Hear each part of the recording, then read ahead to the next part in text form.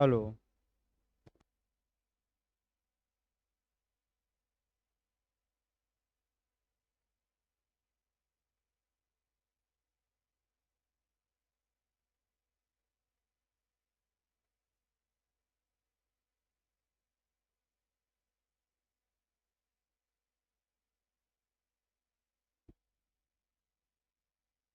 देखिए, अभी आपका जो पहला क्लास चलेगा आधा घंटा, अभी जनरल साइंस चलेगा। और AK सिंह सर पढ़ाएंगे, कई संस्थाओं में पढ़ाते हैं। तो आपका 9 बजे तक अभी साइंस की क्लास चलेगी GS के लिए। और कल से आपका सुबह 8 बजे से वहीं 9:45 तक साइंस चलेगा डेली। यानी कि आपका सुबह 8 बजे से साइंस की क्लास, यानी कि GS की क्लास लगाई गई है। सर के पास 12 बजे से समय नहीं है, नहीं तो ये क्लास 12 बजे से चलती थी। और ला की क्लास आपकी 9 बजे से चलेगी। तो आप लोग 2-3 दिन डेमो ले लीजिए, कोई दिक्कत नहीं है। भाई बिहार में भी काफ़ी साइंस काम करेगा, यूपी में भी। तो 2-3 दिन आप लोग पहले पढ़ लीजिए, तब साइंस की फीस जमा करिएगा। आइए सर।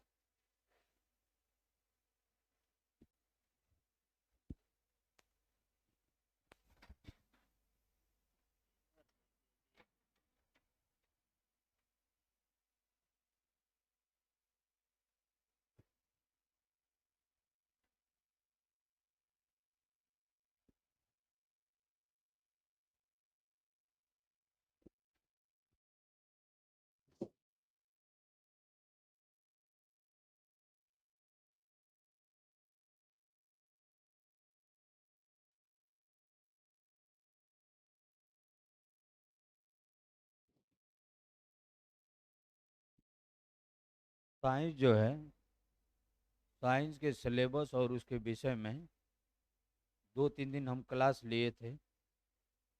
और वीडियो वीडियो हो सकता है देखें। नहीं।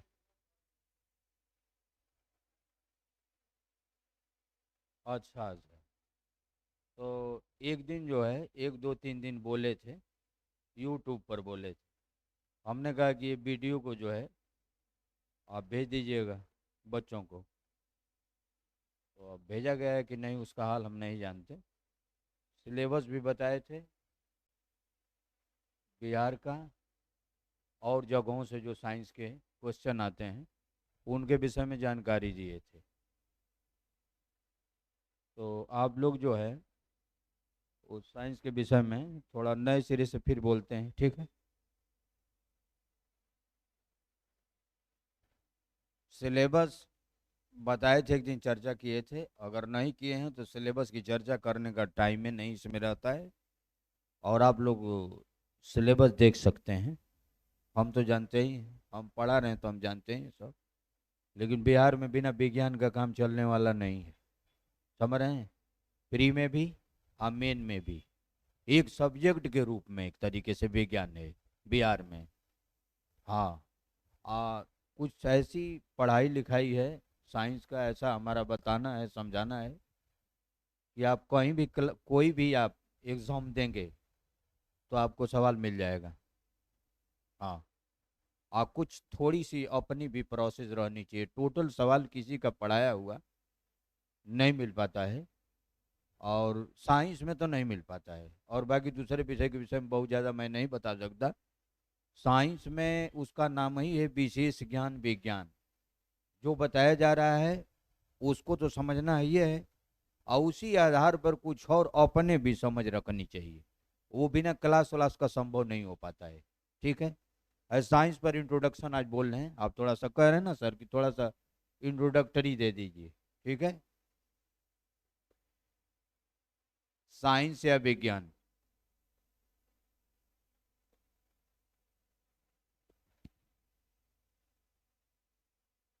हम किसी दिन बता देंगे, आप वो भी जान लेंगे, लेकिन अभी पहले ये थोड़ा इंट्रोडक्शन साइंस का होना चाहिए।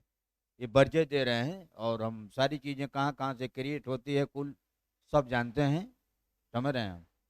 और लॉ में भी बहुत पुरानी कोचिंग है यहाँ की, केसरी लॉ, उसमें भी मैं कई लगातार कई वर्षों तक क्लास लिए हैं, ठीक है। आप लोगों को पीसीएसजे का, तो हमको कोई बात नहीं है, हमारे पास मटेरियल भी है और सारी चीज़ें हैं। वैसे तो मैं कुल पढ़ा लिखा देते हैं, यहीं पर क्लियर कर देते हैं, मटेरियल की बहुत ज़रूरत नहीं पड़ती, लेकिन जनरली हम कुछ दे भी देते हैं आप लोगों को सामयिक, लेकिन बहुत बाद में देते हैं, प्रिंट व्रिंट करा करके कुछ दे देंगे मटेरियल। और बाकी यहाँ नोट ही बनवा देंगे, पूरा नोट बन जाएगा, जितना आता है लगभग सब कवर कर जाएगा वो। तो आप उसको बहुत ज़्यादा बोलने की जरूरत नहीं है, कुछ लड़के उड़के आप लोग वकील आदमी है का, हम बकबकाएं पे मतलब का है। आप बस ही जानिए कि मानदंड के अनुसार सारी चीज़ें हमारे द्वारा क्रिएट की जाती है बच्चों को, ठीक है। जैसा सिलेबस वैसी बात, जैसा सवाल वैसी बात, वैसे ही की जाती है हमारे द्वारा। साइंस या विज्ञान की बात क्या है? साइंस या विज्ञान क्या है? ये विज्ञान की परिभाषा विज्ञान में लिखा हुआ है कि किसी भी वस्तु पर निरीक्षण और परीक्षण के बाद जब क्रमबद्ध, सुव्यवस्थित और सुसंगठित ज्ञान प्राप्त होता है तो उसी को हम विज्ञान कहते हैं। ये साइंस की परिभाषा किताब में दी गई है। लेकिन किसी वस्तु की क्रमबद्धता का ज्ञान तभी चलेगा, किसी वस्तु की सुव्यवस्था का ज्ञान तभी हमको मिलेगा, और जो हमको मिलेगा वो सबको मिलेगा। सुसंगठित ज्ञान तभी हो सकता है जब हम निरीक्षण परीक्षण करते हैं तब। अगर हम निरीक्षण परीक्षण नहीं करते हैं तो साइंस का ज्ञान संभव नहीं है। यदि हम निरीक्षण परीक्षण कहीं भी करते हैं तो हमको उसकी क्रमबद्धता के विषय में जानकारी मिलेगी, हमको एक उसकी व्यवस्था के विषय में जानकारी मिलेगी, और हमको जो जानकारी मिलेगी वो सभी को जानकारी मिलेगी, वही जानकारी, दूसरी नहीं मिलेगी। उसको कहा जाता है सुसंगठित ज्ञान। तो ये तीनों शब्द विज्ञान में इसीलिए लाया जाता है। लेकिन यह क्रमबद्धता, सुव्यवस्थित और सुसंगठित, ये तीनों शब्द साइंस की परिभाषा में है, लेकिन बिना निरीक्षण परीक्षण का नहीं है। तो साइंस की परिभाषा इसी प्रकार से दी जाती है कि किसी भी वस्तु पर निरीक्षण और परीक्षण के बाद जब क्रमबद्ध, सुव्यवस्थित और सुसंगठित ज्ञान प्राप्त होता है तो उसे हम विज्ञान कहते हैं। यही परिभाषा है आपकी किताब में। अब जान लीजिए, बिना निरीक्षण परीक्षण का विज्ञान का ज्ञान संभव नहीं। विज्ञान का ज्ञान कोई वैचारिक कल्पना नहीं, कोई आभासी कल्पना नहीं, कोई टोटल तार्किक कल्पना नहीं कि तर्क कर लिया विज्ञान हो गया, नहीं। विज्ञान का ज्ञान कैसा है? तो विज्ञान का ज्ञान निरीक्षण परीक्षण पर आधारित वास्तविकता का ज्ञान है। तो जो ज्ञान प्राप्त हुआ क्रमबद्ध, सुव्यवस्थित और सुसंगठित ज्ञान, यह निरीक्षण परीक्षण पर तो हुआ, लेकिन एक ऐसा ज्ञान प्राप्त हुआ तो यह ज्ञान जो है यह वास्तविकता का ज्ञान हुआ। तो विज्ञान का ज्ञान वास्तविकता का ज्ञान है। जब तक वास्तविकता छिपी रहेगी तब तक विज्ञान उस चैप्टर को नहीं लेता है। जैसे आत्मा परमात्मा, आत्मा परमात्मा का चैप्टर आपके किताब में है नहीं है ना? हम लोग ये जनरली अनुभव करते हैं कि आत्मा कोई जीव होगा, परमात्मा भी कोई जीव होगा, ऐसा अनुभव किया जाता है हमारे द्वारा।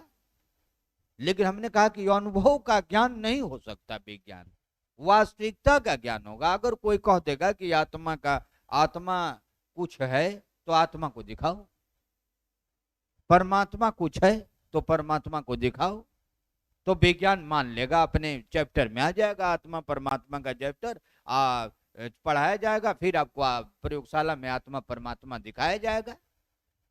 लेकिन जो लोग आत्मा परमात्मा की बात करते हैं उसका कुछ मतलब समझ में नहीं आता है। वो कहते हैं आत्मा यहाँ निवास करते हैं, परमात्मा कहाँ रहते हैं, क्या करते हैं, इनके विषय में जानकारी नहीं दे पाते हैं स्पष्ट।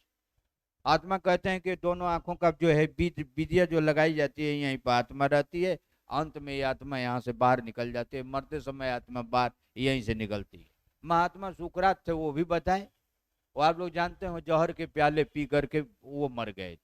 मरे तो अपनी मृत्यु का कारण बताते गए, इधर से इधर सब, यहाँ से यहाँ काम नहीं कर रहा है, यहाँ काम नहीं कर रहा है, इधर से ये काम नहीं कर रहा है, ये काम नहीं कर रहा है। अंत में यहाँ पर आ गए एकदम पॉइंट पर।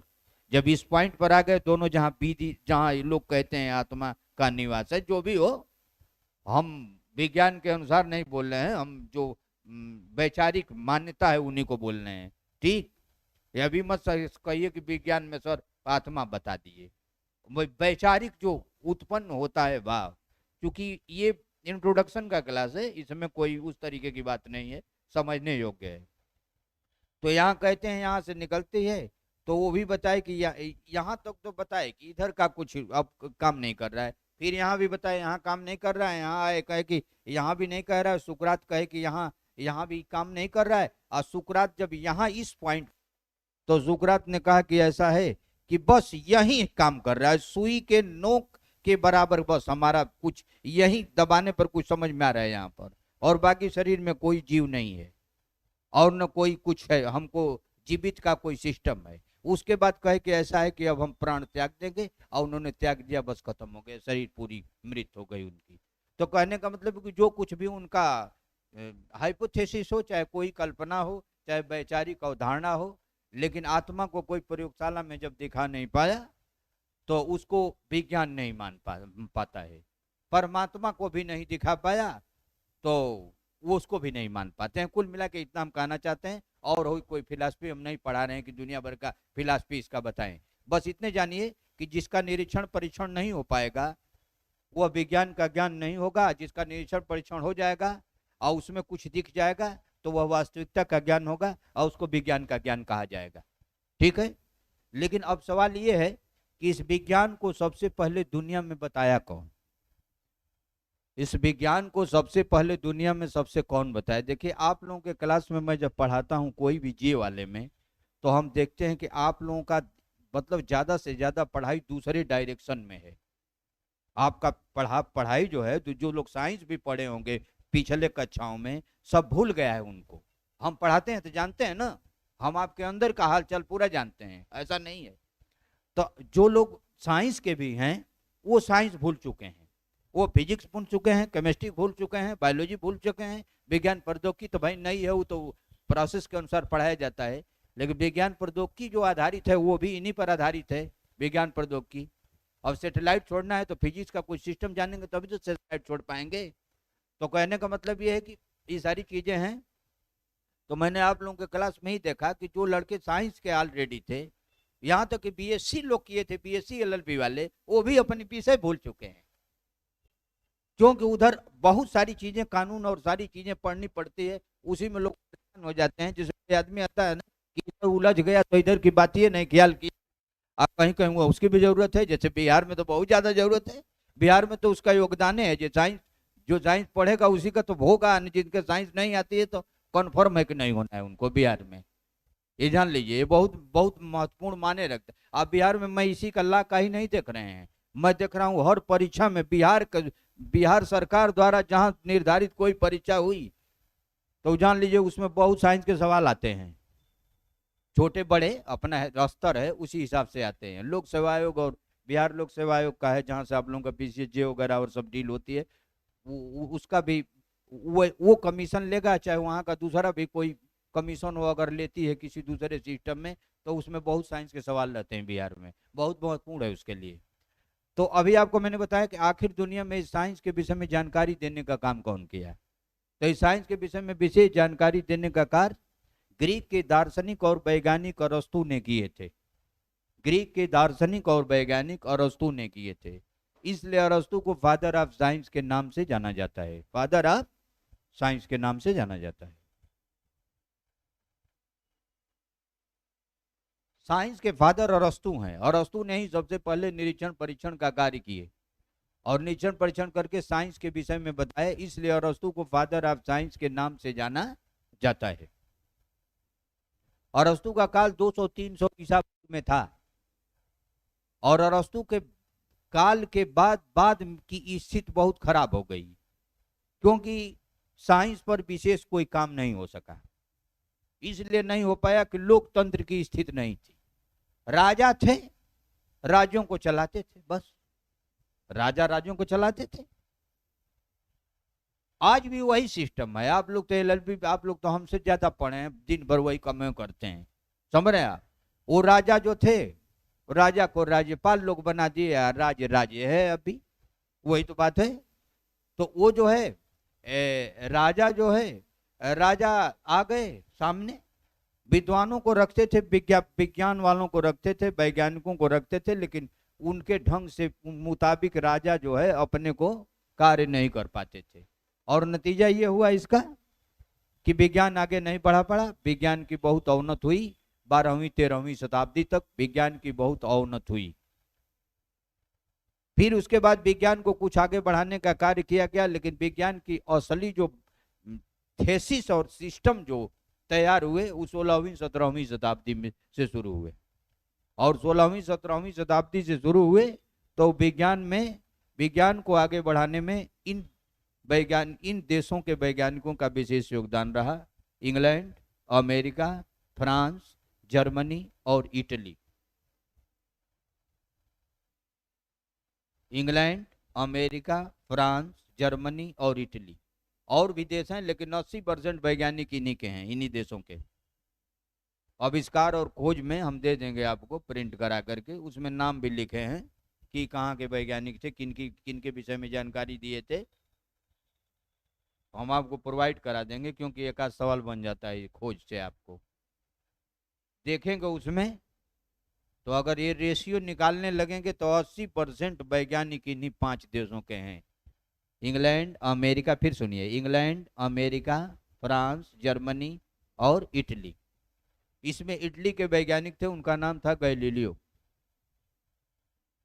और गैलीलियो जब आए तो विज्ञान को आगे बढ़ाने का कार्य आधुनिक समय में गैलीलियो ने ही किए, इसलिए गैलीलियो को फादर ऑफ मॉडर्न साइंस के नाम से जाना जाता है। फादर ऑफ मॉडर्न साइंस, आधुनिक विज्ञान का पिता गैलीलियो को कहा जाता है, और विज्ञान का पिता अरस्तु को कहा जाता है। गैलीलियो ने क्या किए थे? तो गैलीलियो ने दूरबीन का आविष्कार किए थे। किसका आविष्कार किए थे? दूरबीन का।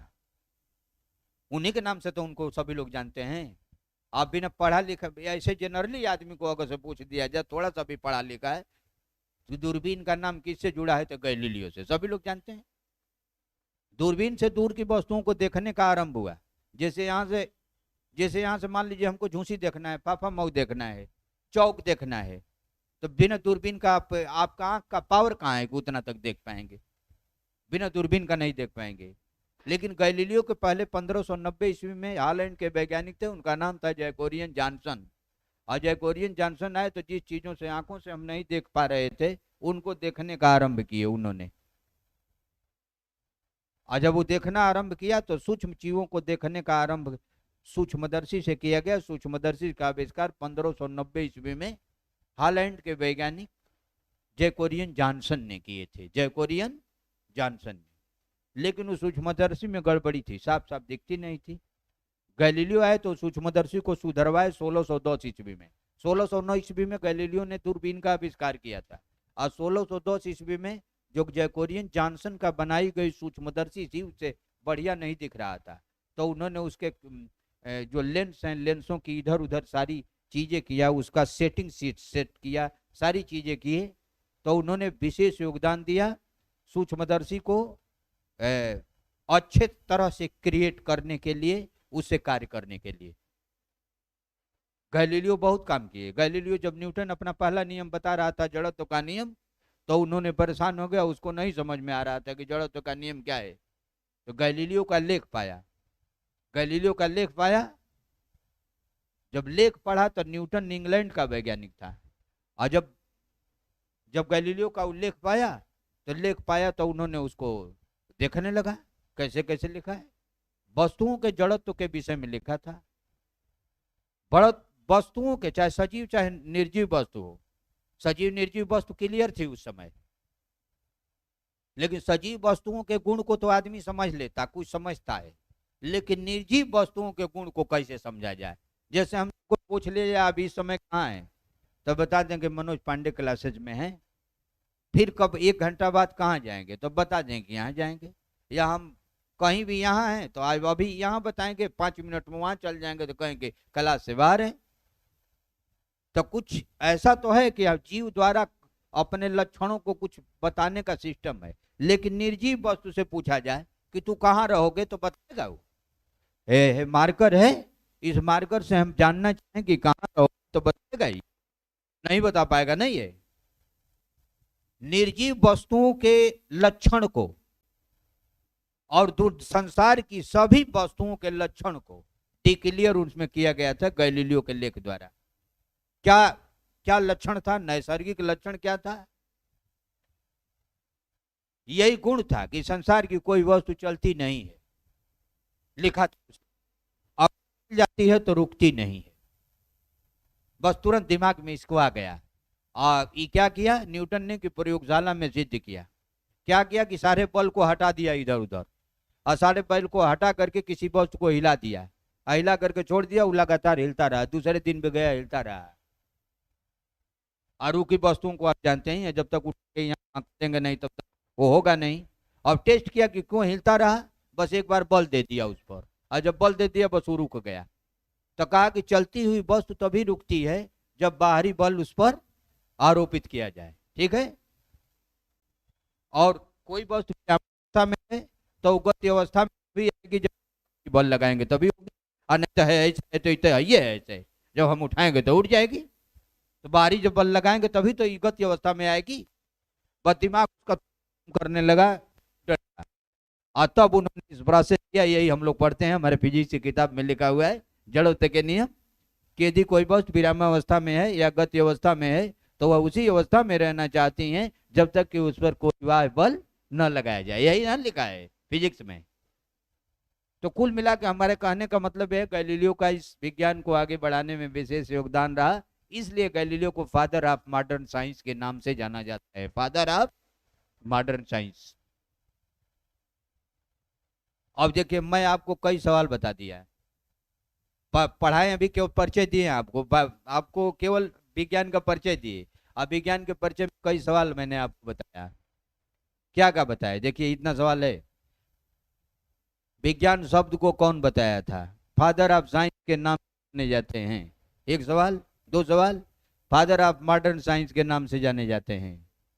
विज्ञान का ज्ञान कैसा है बताए, निरीक्षण परीक्षण पर आधारित वास्तविकता का ज्ञान, बताए ना अभी।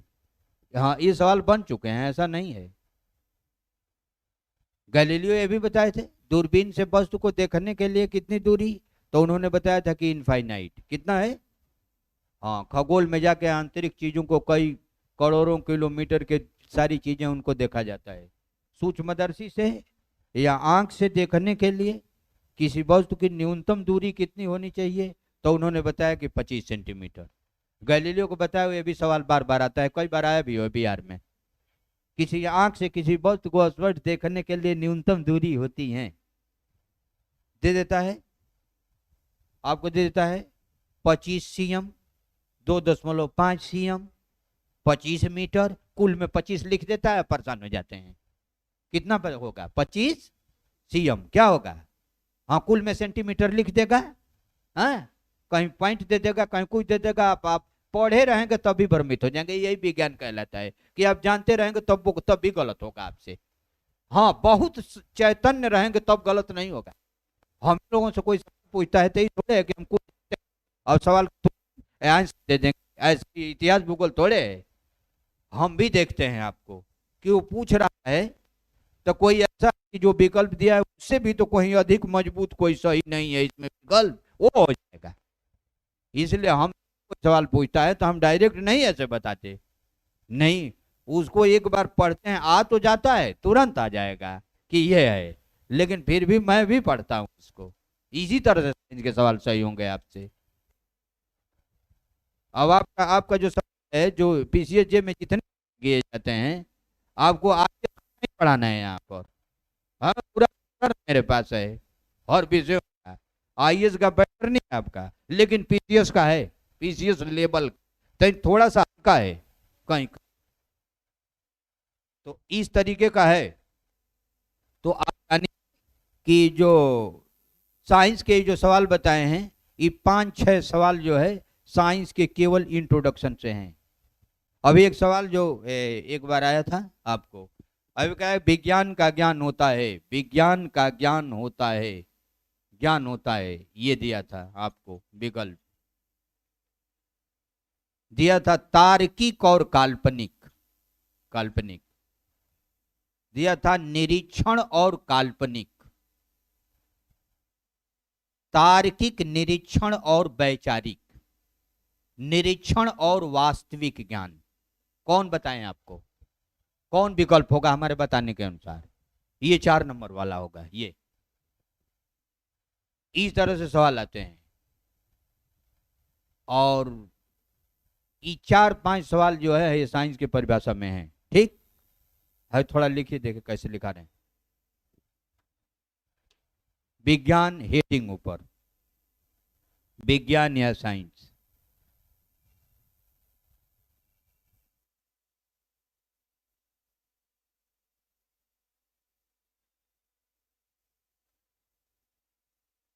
लिखिए, किसी भी वस्तु पर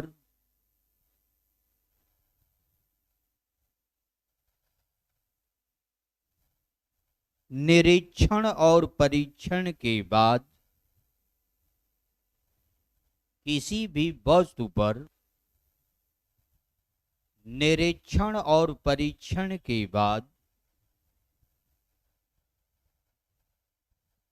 क्रमबद्ध, व्यवस्थित,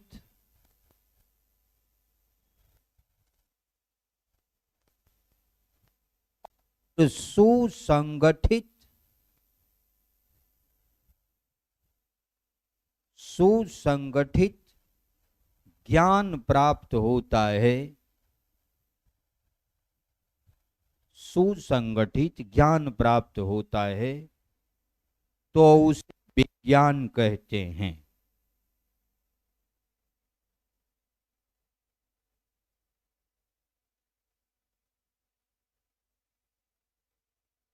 विज्ञान का यह ज्ञान,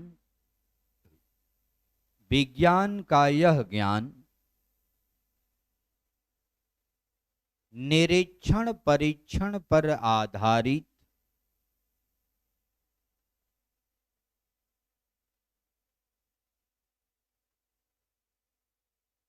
वास्तविकता का ज्ञान होता है।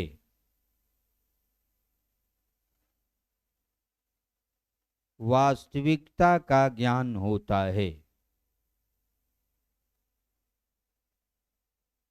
वास्तविकता का ज्ञान होता है। इस विज्ञान शब्द को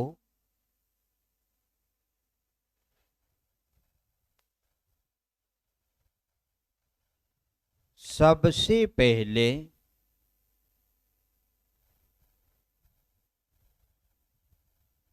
ग्रीक के दार्शनिक और वैज्ञानिक, ग्रीक के दार्शनिक और वैज्ञानिक अरस्तु ने प्रस्तुत किए थे, अरस्तु ने प्रस्तुत किए थे। इसलिए इन्हें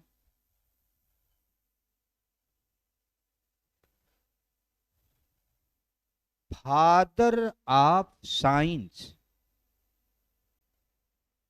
फादर ऑफ साइंस के नाम से जाना जाता है।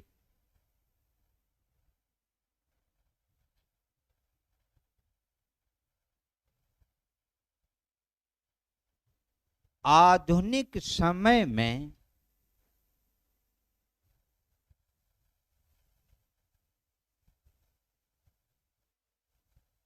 विज्ञान को आगे बढ़ाने का कार्य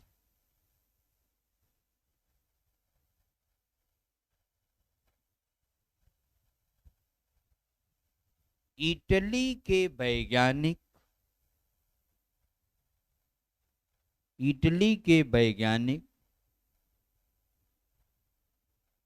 गैलीलियो ने किए थे।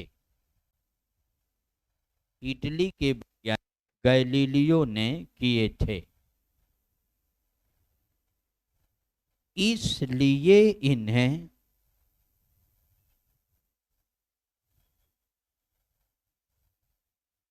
फादर ऑफ मॉडर्न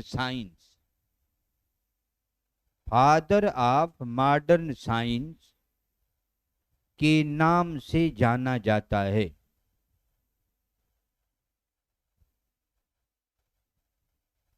के नाम से जाना जाता है।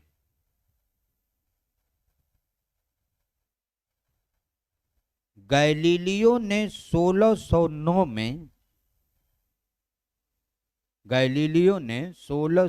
में दूरबीन का आविष्कार किए थे।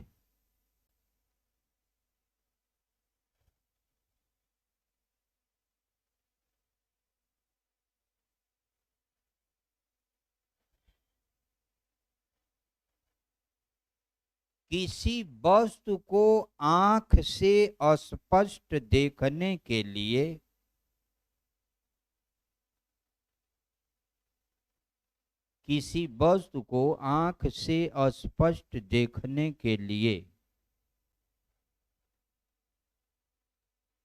न्यूनतम दूरी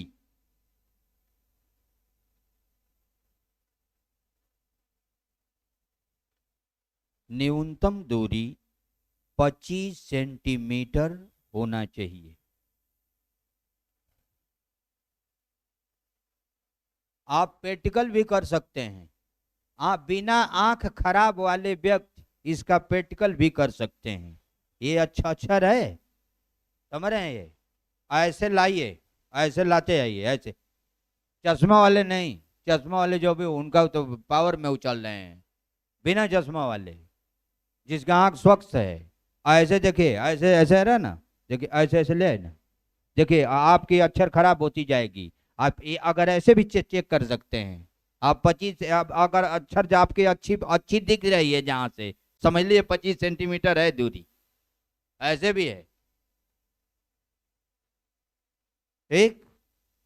हाँ, चश्मा वाले तो पावर में लोग हैं, वो पावर खत्म हो जाएगा। जहाँ की थोड़ी सी गड़बड़ी होती है, वो गड़बड़ी को अगर बता दिया जाए तो अगर आंख में घाव नहीं लगा है, केवल दृष्टि दोष है, तो उसको खत्म किया जा सकता है। हम लगा रहे हैं चश्मा, बोलो। हमारे बच्चे ही तो आप लोग हैं, तो नहीं चश्मा लगा रहे हैं, बोलिए। तो वही बात है, दोष आ गया, कुछ कारण होगा तभी तो आया है। कारण को हटा दिया जाए तो कार्य सिद्ध हो जाएगा, है। हाँ, क्या बताए? हाँ, 25 सेंटीमीटर होता है। और दूर की वस्तुओं को देखने के लिए यह दूरी अनंत होती है।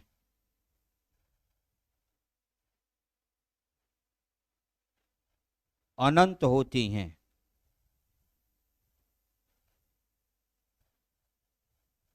अनंत होती हैं। विज्ञान के अध्ययन के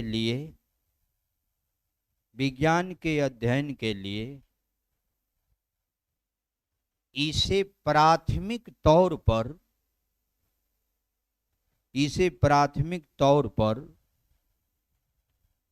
3 डिवीजन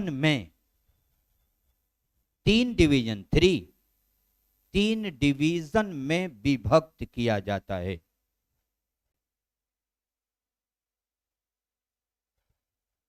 3 डिवीजन में विभक्त किया जाता है, जो इस प्रकार हैं।